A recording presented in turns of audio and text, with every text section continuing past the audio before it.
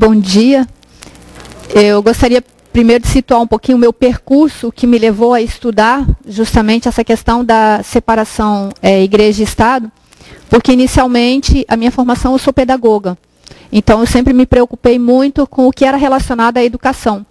No período em que eu fui fazer o doutorado na França, eu me deparei com justamente as grandes discussões sobre o uso ou não do véu na escola. E eu lia bastante sobre isso, mas como curiosidade, porque o meu doutorado não era especificamente nessa área, era em Sociologia do Desenvolvimento, e eu trabalhava sobre a implantação dos programas de qualidade total no serviço público no Brasil. Vocês veem que é uma área bem distinta. E uma das coisas que me chamou bastante atenção é que meu filho estudava na escola pública. E ele foi fazer um estágio com as crianças da escola, eles iam passar uma semana fora, e eu recebi um questionário para preencher, onde me perguntavam coisas simples da vida do dia a dia, tipo quais os remédios que ele tomava, se ele tinha algum tipo de restrição alimentar. E o questionário era bastante longo, mas duas perguntas me chamaram a atenção. Uma delas é, o seu filho tem necessidade de algum tipo especial de prática religiosa? Se sim, qual? E eu não entendi, porque era um Estado laico, onde havia toda a questão de não pode entrar com véu na escola, não pode falar de religião, não pode usar crucifixo na escola. E, de repente, eles querem saber se o meu filho tem alguma restrição religiosa. E esse questionamento que eu não sabia como responder, eu fui à escola perguntar para a diretora o que exatamente eles queriam saber. E ela disse, não, se seu filho for judeu, nós precisamos levar ele na sinagoga no sábado. Se seu filho for católico, nós vamos levá-lo na missa ao domingo de manhã. Se ele for muçulmano, ele precisa de um lugar para 6 orações diárias dele e uma bússola para localizar Meca. E se ele tem algum tipo de restrição alimentar, nós precisamos saber para providenciar comida especial para ele. E aí eu perguntei, mas vocês não são um Estado laico? Ela olhou para mim e disse, exatamente por isso. E aí eu comecei a me perguntar qual é o conceito de laicidade que eu tenho. Porque, em geral, quando a gente fala de laicidade, e eu vi justamente na pergunta de um aluno ontem, a gente associa com um Estado ateu. Um Estado que simplesmente desconhece as religiões ou, de alguma maneira, elimina completamente o religioso da vida pública. E se isso acontece, por que a escola se preocupa com o que o meu filho come ou a prática religiosa do meu filho? Isso me levou, então, a questionar, a perguntar mais sobre o que seria essa laicidade do Estado e me levou, então, a estudar sobre a laicidade do Estado. E tentar entender um pouco o que é essa laicidade. Então, eu dividi o nosso seminário em duas apresentações diferentes. Hoje eu vou trabalhar, talvez mais com vocês, conceitos, que eu vejo que há uma necessidade de nós esclarecermos alguns conceitos relativos à questão da laicidade do Estado. Sobretudo, acabar com essa confusão de que laicidade é ateísmo do Estado, o que não é. Até porque a própria característica do povo brasileiro não permitiria um Estado ateu no Brasil. Permite um Estado laico, mas não um Estado ateu. Isso aí é importante que a gente faça algumas dessas definições. Então, acho que eu estou com um problema aqui com a... Dizem os meus alunos que eu e a Microsoft não nos entendemos. Ele não está baixando o slide. Ah, foi. Bom, a discussão, então, sobre Estado laico é confundida normalmente com uma discussão sobre Estado a favor ou contra a religião, o Estado ateu ou não. Inclusive, eu usei essa charge, que é da época da Revolução Francesa, em que vocês veem o Estado representado pela Marianne e a Igreja, que é representada ali pelo Papa, e o Estado justamente fazendo essa separação do que seria a laicidade. Estado laico é aquele onde o direito do cidadão de ter ou não ter religião é respeitado. O princípio da laicidade é, ao mesmo tempo, de afastamento da religião do domínio político e administrativo do Estado e do respeito ao direito de cada cidadão de ter ou não ter uma convicção religiosa e de professá-la. É extremamente importante que a gente entenda que a laicidade, ela não impede a religião de existir, não impede que a religião esteja dentro das atividades do Estado. Impede que a religião ou as diversas igrejas interfiram na ação do Estado. O fato de eu ter a minha religião não quer dizer que eu não possa ser, por exemplo, funcionário público. E vejam que é importante a gente dizer isso, porque as discussões sobre a laicidade do Estado começam no Brasil ao final do Império, justamente porque diversos cargos públicos eram proibidos para pessoas chamadas acatólicos.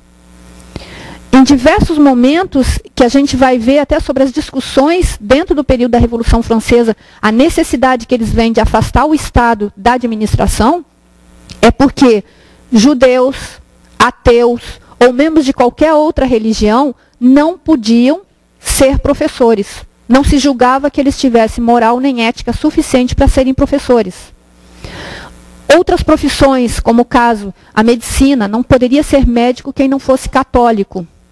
E aí há grandes questionamentos, como é que eu posso medir a capacidade de um médico pela religião que ele professa? Significa que a cada vez que eu vou a um consultório médico, eu tenho que perguntar se ele tem a mesma religião que eu, senão não posso confiar nele como médico. Então, essa questão de essa separação da religião e da administração é que vai marcar a laicidade.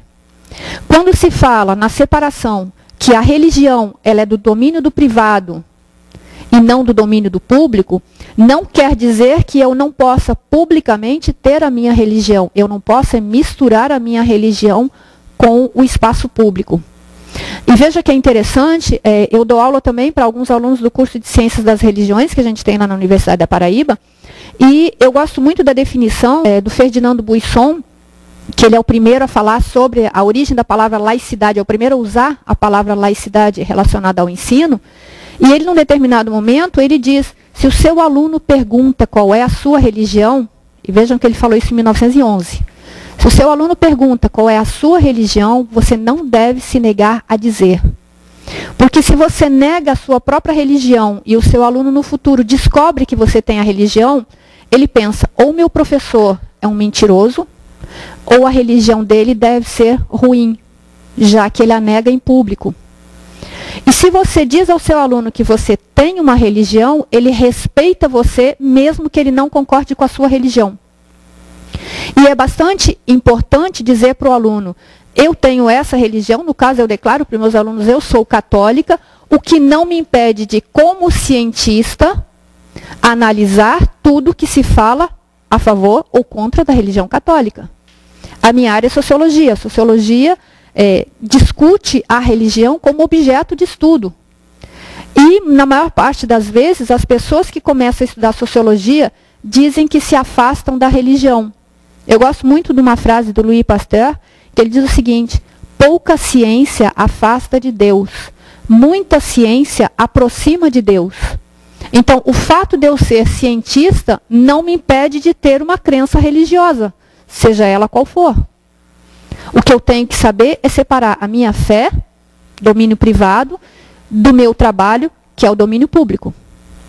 No momento que eu estou no meu domínio público científico, eu tenho que olhar para o fenômeno religioso e não para a questão da fé. Nós não estudamos questões de fé, nós estudamos questões do fenômeno religioso. E aí qualquer religião, para mim, é um objeto de estudo. No meu domínio privado, eu vou olhar para a minha religião por questões de fé. Isso é exercício de laicidade. Isso é importante que a gente tenha, sobretudo, quando a gente estiver trabalhando como professor. Opa. Eu tenho problemas com a Microsoft. Sinceramente. Bom, a gente pode continuar sem as transparências. Depois, se vocês quiserem, vocês têm o meu e-mail na lista de vocês podem me pedir, eu repasso as transparências para vocês, certo? Isso aí não é problema. Oi?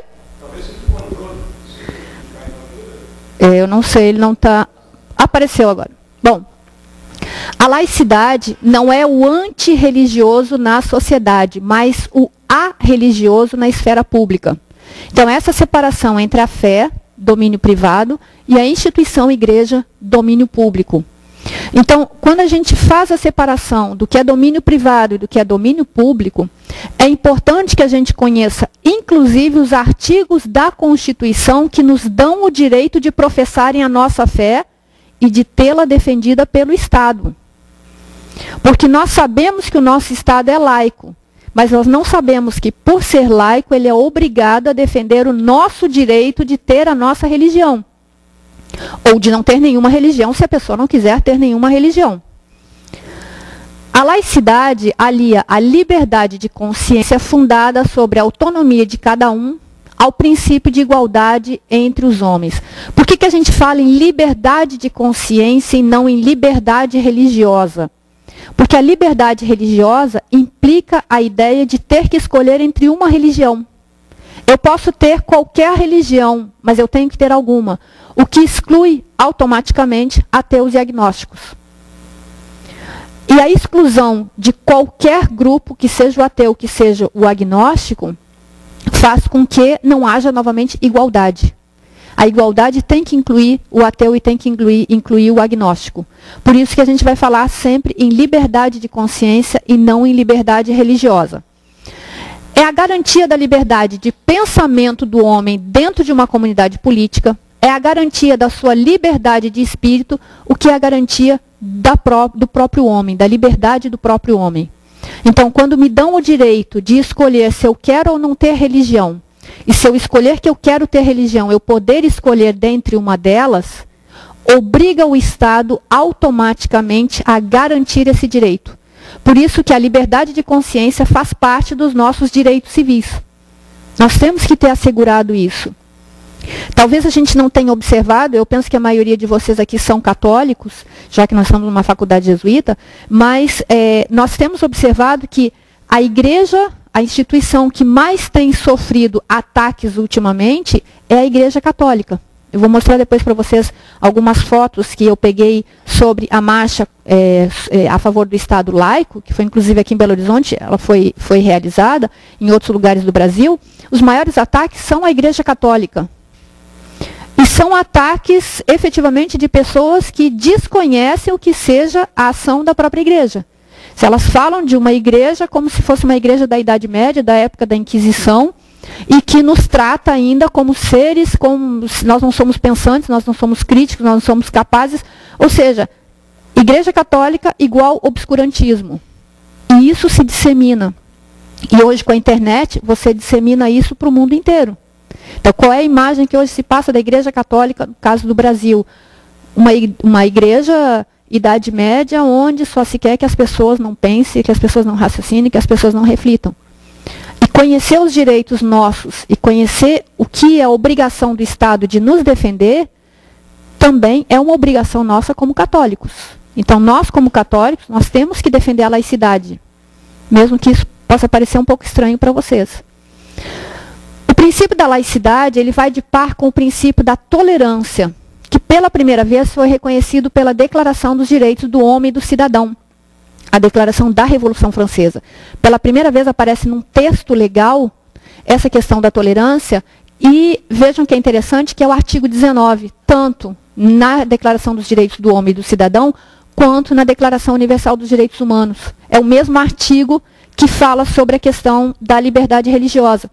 Então, em 1789 se dizia: ninguém pode ser perseguido por suas opiniões, mesmo religiosas, contanto que a sua manifestação não perturbe a ordem pública. Toda pessoa tem direito à liberdade de pensamento, consciência e religião. Se vocês forem ver no artigo 5º da Constituição, que fala que ninguém pode ser discriminado, depois você vai ter outros artigos, inclusive, do Código Penal, que vai falar sobre a questão de discriminação, sobre tolerância. Sempre o que aparece, o único momento em que se fala que esse nosso direito é tolhido é a perturbação da ordem pública. Então, se eu quiser fazer uma missa campal, eu tenho que ter uma autorização para fazer isso. Porque se eu fizer uma missa, por mais que os meus princípios sejam os melhores possíveis, eu preciso de uma autorização. Como eu preciso de uma autorização para fazer uma apresentação de um terreiro, para fazer um ritual de candomblé ou de umbanda, ou para fazer um culto evangélico. Então, se eu perturbo a ordem pública, eu preciso de autorização. Até para fazer, por exemplo, uma passeata, eu preciso de autorização da segurança, questão da segurança pública. Se eu for fazer uma procissão, eu também vou impedir o tráfego, eu também preciso dessa autorização. A laicidade implica necessariamente o reconhecimento do pluralismo religioso, a possibilidade do indivíduo viver sem religião e a neutralidade do Estado, que não privilegia nenhuma crença, nenhuma religião, nem instituição religiosa. A laicidade não exclui, no entanto, as religiões e as suas manifestações públicas, nem o ensino religioso, muito menos deve interferir nas convicções pessoais daqueles que optam por não professar nenhuma religião. Se vocês forem ler a Carta da Tolerância do John Locke, vocês vão ver que ele, a todo momento, ele fala sobre a tolerância, como o Estado não deve interferir, como nós devemos ser tolerantes. Mas ele é intolerante em relação ao ateu. O Locke, ele deixa bem claro que nós devemos ser tolerantes com todo mundo, menos com o ateu. Porque ao não crer em Deus, ele mostra que ele não tem moral nem ética. Se ele não tem moral nem ética, nós não devemos ser tolerantes com eles. É a única ressalva que ele faz a questão da tolerância. Nós devemos desconfiar do ateu e do agnóstico.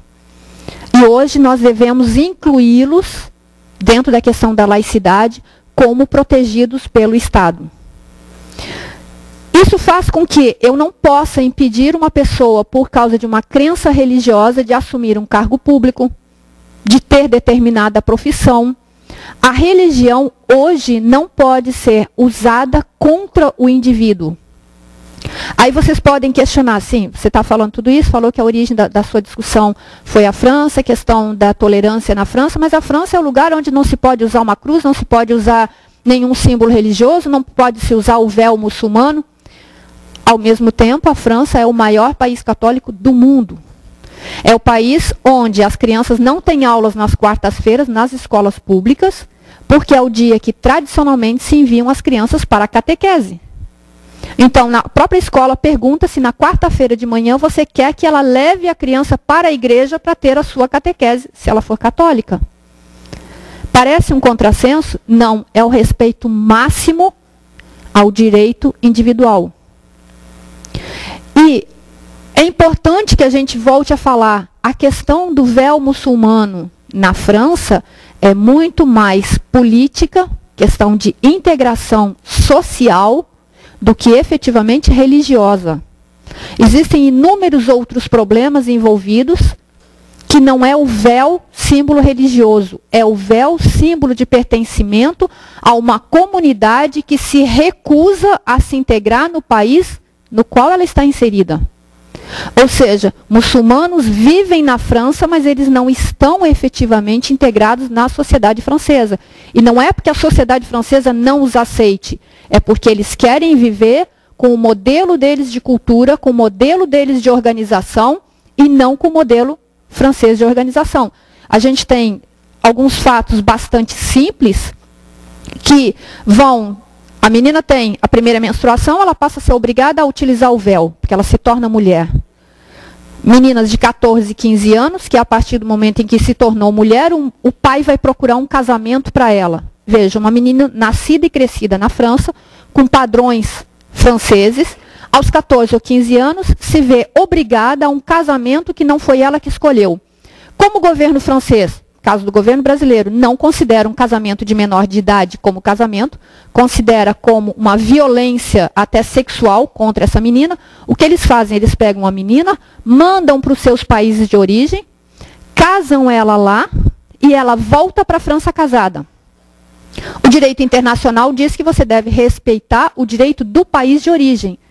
Se eu me caso no Brasil, o meu casamento é reconhecido na França. Se eu me casar com 14 ou 15 anos num determinado país que aceitou, a França é obrigada a aceitar. E aí essas meninas voltam casadas e os seus maridos as impedem de ir para a escola. Porque mulher casada não pode ir para a escola. E aí a lei francesa diz que a criança é obrigada a ir para a escola, senão os seus pais podem ser presos por questão de abandono intelectual. Veja os problemas que começam a se avolumar. Você tem o fato de que a França só dá o visto de permanência a uma esposa. Porque, pela lei francesa, não existe poligamia. O que fazem os muçulmanos? Eles escolhem uma esposa e pedem o visto para ela. Levam para lá, com todos os filhos de todos os casamentos. Nas férias, a sua segunda esposa vai para lá como turista, passa férias. E fica escondido até engravidar. Quando ela engravida, ela tem o primeiro filho, diz a lei francesa que uma mulher que deu à luz a uma criança na França, a criança tem o direito de permanecer no solo francês, porque ao atingir a maioridade, ela poderá requisitar a nacionalidade francesa. Então, automaticamente, a mãe não fica legalizada, mas fica impedida de ser expulsa do país por causa do direito que o seu filho tem. Então, ela não fica como esposa de, mas ela fica como mãe de. Ou seja, o que resolve o problema do pai que traz a segunda esposa. Ele traz a terceira, ele traz a quarta. E como na França ele não vai poder fazer o que eles fazem nos seus países de origem, cada uma das esposas tem a sua casa, elas morarão juntas na mesma casa. Em geral, em habitações que eles chamam HLM, seria o equivalente aos nossos BNHs, aqueles grandes prédios que eram construídos, onde você tem um apartamento de 3 ou 4 quartos e que cada quarto corresponde à casa de uma esposa. Então vocês comecem a imaginar o que é isso para a sociedade francesa. Imagina nós aqui no Brasil, se o nosso vizinho tivesse 4 esposas, cada uma mora num quarto, com seus 14 ou 15 filhos dentro do mesmo apartamento. Você não tem nada com relação à religião dele. Você tem que, para você mesmo, seria estranho. Vou falar com a esposa número 1, com a esposa número 2, com a 3 ou com a 4. Você chama a mãe da criança na escola. Vem quem? A esposa 1, a esposa 2, a esposa 3 ou a esposa 4? Porque todas elas são mães daquela criança, já que todas são filhos do marido. Culturalmente, é um choque. Então, o véu na escola francesa não é uma questão religiosa, mas acaba tomando essa roupagem religiosa, por quê? Porque a menina muçulmana não pode tirar o véu.